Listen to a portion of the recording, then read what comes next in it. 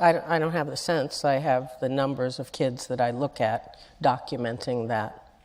And trying to figure out why. I mean, there are studies looking at this, and one of the things, and I don't know if you are familiar with Carol Dweck's research around mindset, but one of the things I tell parents and teachers, which they find startling, is never tell your child he or she is smart. Because if you do, they get a fixed mindset. That's called a fixed mindset.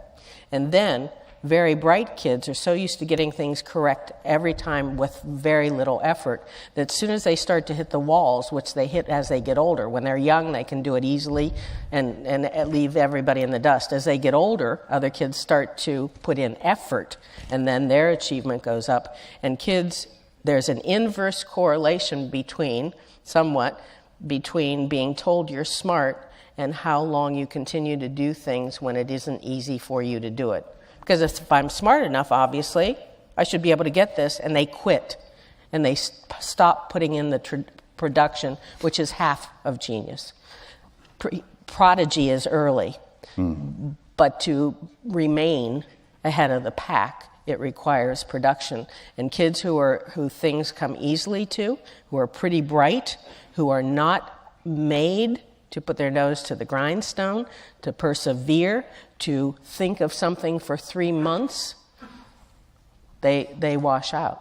Not that they're not bright, but the production stops, and therefore the growth here There's stops. sometimes you see, though, they're a inhibitor that is, and I've read on and off about a variety of these things, but I wonder, is there something that you can disinhibit that would allow you to just get wildly creative?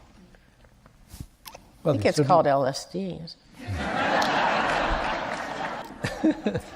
Let me ask you a question, okay? Because you're talking about creativity, and does the world dumb it down, so to speak, or constrain us, or does the prefrontal cortex or something constrain us as we get older and we lose Before I was the thought? yeah. Okay. So here's my question for you, okay? What happens when you split 13 in half? What happens? Yeah. You get half of 13 on one side and the other half of 13 on the other And side. what is that? What is that? 6 What and a is half? the half? 6 and a half. Yeah. He's been too narrowed in his thought process. He went for the right standard answer. The middle. If you ask young kids this, they may say something like, I'll put a 1 over here and a 3 over here. Or, I'll put an XI over here and an II over... You hear what I'm saying? Their ability to look at a seemingly there's only one answer called convergent thinking, question and give an answer, that's what happens as you move into a little bit older and school has given you letter grades and taught you to think in a right way. And one of the things we talk about is, one of the characteristics of geniuses is that they think in ways that aren't linear and standard.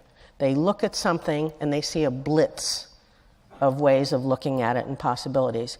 And when I talk with parents and teachers, I say to them, do not put your children in schools that make them memorize too much, have letter grades, and have them spit back an answer to something.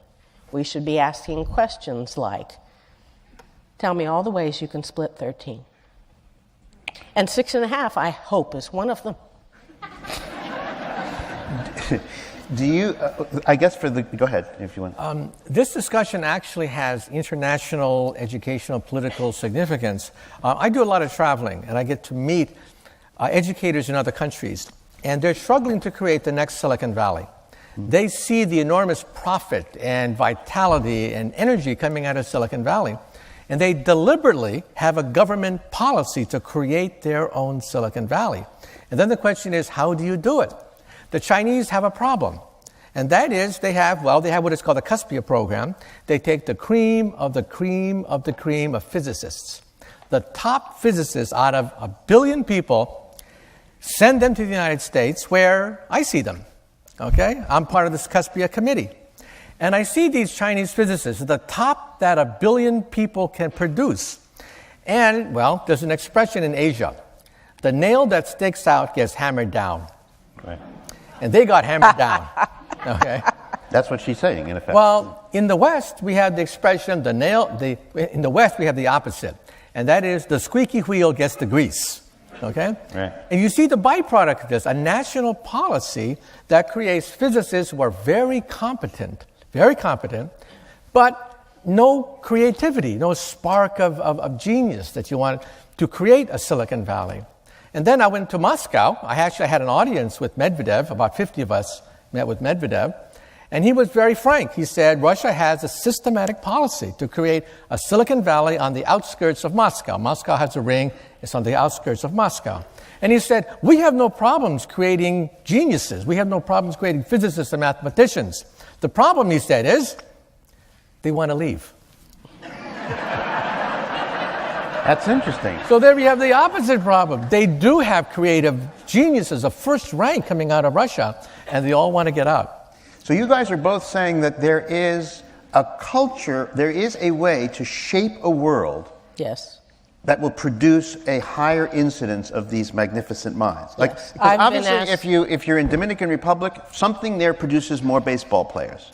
In Toronto, they produce more hockey players. Yes. And what it seems to be is that anybody in Toronto can play hockey anywhere because the skates are free and there are rinks all over town. They all hit the 10,000 hours that Malcolm Gladwell. And in New York, it's basketball in some Right. neighborhoods. But I've been asked to work in China the last 5 years because the Chinese government has decided they want to change that mindset. They want to change it to the Western one. And they're now starting with their preschools and changing the growing of brains to divergent thinking and not production. When I first went to China, I have to tell you this, I went to a preschool. There were these 3- and 4-year-olds with pencils drawing an incredibly intricate agrarian scene. 3- and 4-year-olds. I'm thinking, I don't know of a kid in the United States that can do that, and they shouldn't be able to do it. Then I looked up on the blackboard, and there was the scene that had been up there for 3 months, and they weren't leaving till they got every single thing right. Production, repetition, getting it done in the way that is prescribed.